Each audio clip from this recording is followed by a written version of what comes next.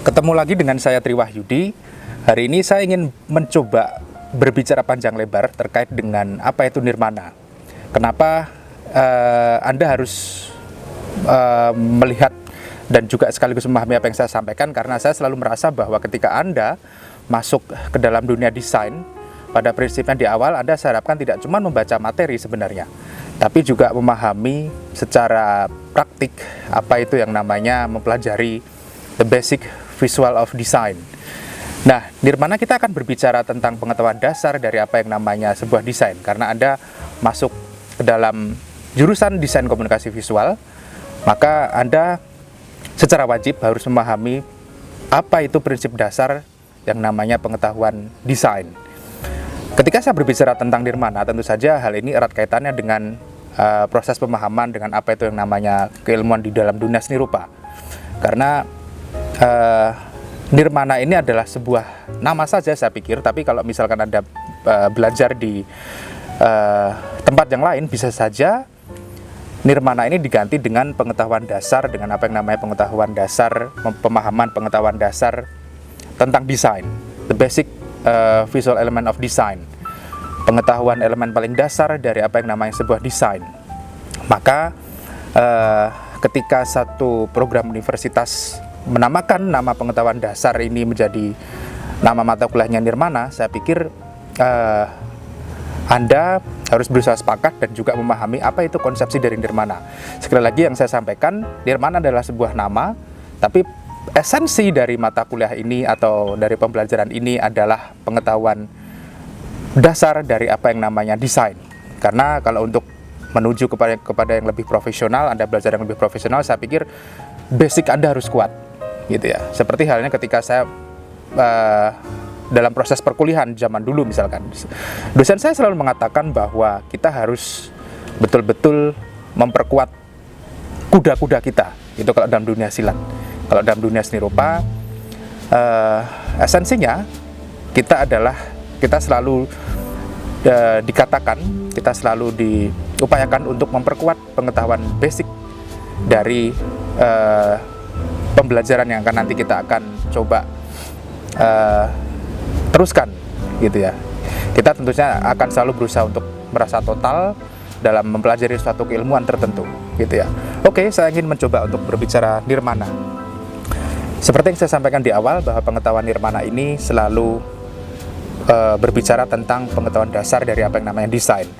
Saya harus menjelaskan dulu bahwa nirmana, kenapa Anda mungkin akan banyak sekali mendengar dengan apa yang namanya nirmana. Nirmana itu berasal dari kata nir. Nir itu mempunyai makna tidak atau tanpa, dan mana artinya adalah arah. Makanya pengertian dari nirmana ini adalah sebenarnya tanpa arah atau tanpa tujuan pada prinsipnya. Karena memang pengetahuan nirmana ini ketika Anda belajar, kita akan berusaha untuk tidak memproyeksikan kreativitas kita untuk berusaha untuk membuat sebuah karya applied art atau mempunyai tujuan tertentu. Jadi kita berusaha untuk mengekspresikan apa yang namanya ide-ide kita tanpa mempunyai tendensi yang lain, gitu. Jadi kalau misalkan Anda berkarya seni rupa, tentu Anda sudah mempunyai sebuah konsep untuk membuat dan juga mempunyai tujuan tertentu. Tapi kalau di nirmana, prinsip yang paling dasar adalah kemerdekaan Anda membuat sebuah kreativitas. Itulah yang paling penting, gitu. Jadi kita tidak mempunyai tendensi apapun untuk berkarya. Kita mencoba untuk mempunyai jiwa merdeka, tapi juga harus memahami dengan apa yang namanya prinsip-prinsip visual dan juga unsur-unsur visual dalam dunia seni rupa, gitu ya. Karena nirmana sama dengan seni rupa. Ya, dalam mata kuliah nirmana ini kita kalau dalam perguruan tinggi yang lain, ataupun kalau kita misalkan mengkomparasikan dengan satu mata kuliah yang ada di universitas yang lain, nirmana dibagi menjadi dua. Satu adalah nirmana yang terkait dengan pengetahuan dasar dua dimensi, yaitu kita akan berbicara panjang lebar dengan apa yang namanya satu bentuk yang namanya panjang dan lebar. Terus ada lagi yang namanya nirmana tiga dimensi. Kita akan berbicara tentang panjang, lebar, dan juga keruangan, gitu ya, ataupun bentuk. Tapi kalau misalkan mata kuliah di Esa Unggul ini nirmana 2 dimensi masih kita adopsi namanya. Tapi kalau misalkan nanti kita akan berbicara tentang nirmana 3 dimensi di sistem Universitas Esa Unggul, di sini diganti dengan nama pengetahuan material. Jadi saya pikir sama antara nirmana 2 dimensi ataupun 3 dimensi. Karena memang ketika kita berbicara tentang nirmana, kita hanya akan bereksplorasi dalam 2 aspek tersebut. Nirmana 2 dimensi, kemudian nirmana 3 dimensi, gitu ya. Ya, berkaitan dengan unsur-unsur dasar nirmana. Berkaitan dengan pembagian unsur-unsur dasar nirmana ini, saya banyak sekali mengutip salah satu buku yang mungkin bisa jadi rujukan Anda, yaitu buku yang ditulis oleh seorang pakar desain yang bernama Lucius Wong. Anda bisa cari referensi buku itu. Saya pikir itu adalah pengetahuan dasar yang ataupun sebuah buku petunjuk yang bisa Anda pakai untuk melihat banyak referensi. Anda bisa mencari banyak buku basic design. Saya sangat merekomendasikan buku dari Lucius Wong, gitu ya. Secara sistematis dalam buku itu, dalam buku The Principles of Two-Dimensional Designs, menggolongkan unsur-unsur dasar nirmana menjadi 4 kelompok. Satu yaitu terkait dengan unsur konsep, yang kedua adalah unsur rupa, ketiga adalah unsur hubungan, kemudian ada yang terkait dengan unsur tujuan.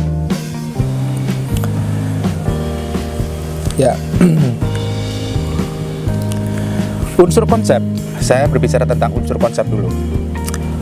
Unsur konsep adalah unsur dasar nirmana yang sesungguhnya tidak benar-benar ada atau tidak benar-benar tampil, tapi terkesan atau terasa ada. Seperti contohnya adalah ada sebuah titik pada sudut garis zigzag pada persilangan garis, ataupun ada garis yang membatasi lingkar tepi atau keliling sebuah bidang atau sebuah objek bimatra. Terus kemudian ada kesan volume yang menempati sebuah ruang bimatra. Jadi kalau misalkan logikanya adalah unsur konsep ini ada di sugesti dan juga pemikiran Anda. Anda membayangkan bahwa satu bidang kubus misalkan, seakan-akan dalam bidang kubus itu ada satu volume yang memang seakan-akan menjadi satu unsur ruangan. Padahal sebenarnya itu adalah komposisi dari sebuah bidang, gitu ya. Jadi unsur konsep ini seakan-akan merasa bahwa satu bentuk 3 dimensi seakan-akan mempunyai satu unsur volume, gitu. Itu yang terkait dengan unsur konsep. Terus kemudian kedua yaitu unsur rupa. Unsur dasar nirmana yang berupa konsep seperti titik, garis, bidang, ruang, warna, tekstur, dan yang lain-lainnya ditampilkan secara wujud, gitu ya. Jadi terlihat kalau misalkan saya sebut unsur seni rupa, berarti ada satu yang namanya titik. Secara berurutan saya coba sampaikan secara berurutan. Misalkan Anda akan mengatakan atau Anda akan memahami dengan apa yang namanya kita sebut titik, kemudian akan melebar menjadi garis, bidang, ruang, terus kemudian ada juga unsur visual yang tidak terkait dengan keempat ini, yaitu yang namanya tekstur dan juga warna. Saya pikir kalau misalkan saya sebut titik, garis, bidang, ruang itu semuanya akan saling terkait satu dengan yang lainnya. Tapi kalau misalkan kita sebut warna dan juga tekstur, itu adalah satu konsep elemen, gitu ya, elemen rupa yang saya pikir bisa berdiri sendiri, gitu ya. Tapi tidak lepas dari apa yang namanya sebagai bagian dari apa yang namanya unsur rupa. Terus kemudian selanjutnya adalah unsur hubungan. Unsur hubungan ini adalah unsur pengendalian yang terkait dengan penempatan atau pertautan antar bidang atau antar bidang dengan komposisi. Misalkan yang terkait dengan arah. Arah itu adalah yang saya maksudkan di sini terkait dengan bagaimana sebuah objek ini mempunyai satu penataan dalam satu komposisi. Terus kemudian ada juga yang namanya unsur hubungan harus dirasakan, yaitu terkait dengan ruang dan juga volume, seperti itu. Terus kemudian selanjutnya dari keempat konsep tadi, yang terakhir adalah unsur peranan. Unsur peranan adalah merupakan unsur yang terkait dengan isi dan perluasan sebuah nirmana atau desain. Dalam hal ini ada yang namanya penggambaran, yaitu objek yang direpresentasikan. Terus kemudian ada juga yang namanya makna dan juga kegunaan.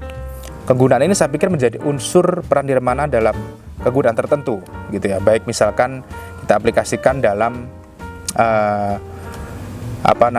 konsepsi keilmuan seni murni ataupun seni terapan, fine art and applied art, seperti itu. Jadi balik lagi, walaupun unsur peranan ini mempunyai satu konsep tertentu, tapi pada prinsipnya kita mempelajari nirmana, sekali lagi saya sampaikan, adalah bahwa ketika kita menciptakan sebuah karya nirmana, kita harus berusaha untuk mengekspresikan ide-ide kreatif kita, ide-ide kita yang paling liar, saya pikir.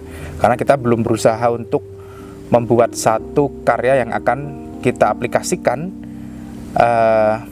kita fungsikan tertentu gitu ya. Jadi kita masih berekspresi secara bebas, tapi tetap dalam kaidah dan juga koridor dari apa yang namanya prinsip visual dan juga unsur visual.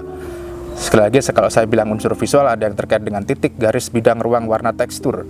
Kalau saya sebut prinsip visual, yaitu terkait dengan prinsip komposisi penyusunan karya seni visual. Setelah ini saya akan menyampaikan terkait dengan unsur visual dan juga prinsip komposisi.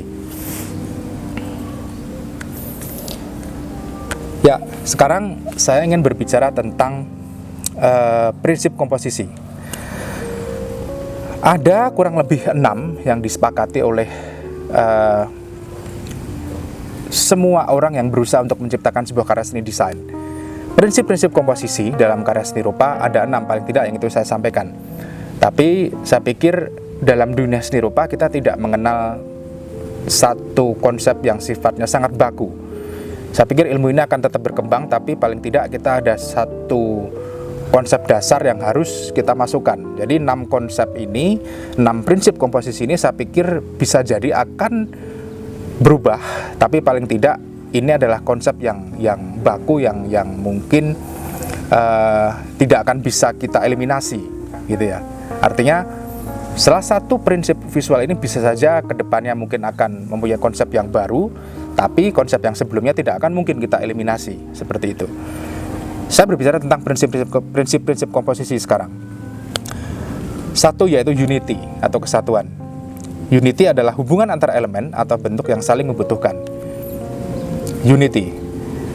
And number 2, yaitu center of interest atau pusat perhatian. Yang ketiga adalah balance.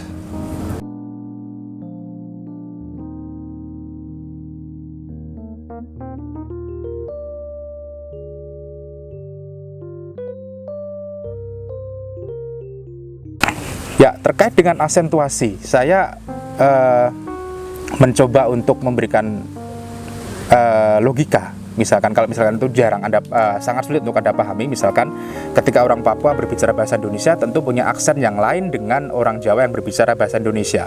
Jadi aksen itu lebih kepada sesuatu yang paling menarik dari apa yang seseorang sampaikan, atau kalau terkait dengan karya seni rupa ada sesuatu unsur yang paling menonjol atau unsur yang paling menarik dari semua elemen dasar dari apa yang namanya unsur visual.